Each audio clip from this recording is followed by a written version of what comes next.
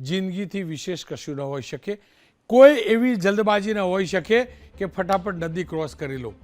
એ મૂર્ખામી છે. એ જે પણ ડ્રાઈવર કરતો હોય પોતાનો જીવ તો જોખમમાં મૂકે છે, સાથે તમામ યાત્રીઓનો પણ જીવ જોખમમાં મૂકે છે.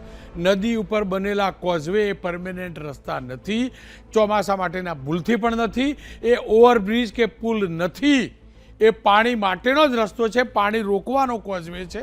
એની ઉપરથી તમે પસાર થાવ છો. સામાન્ય દિવસોમાં, ચોમાસાના દિવસમાં ભૂલથી પણ એવી ભૂલ ન કરશો.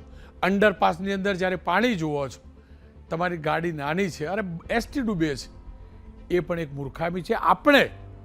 આપણે મૂર્ખામી કરીએ છીએ ને એટલે અકસ્માતો સર્જાય છે.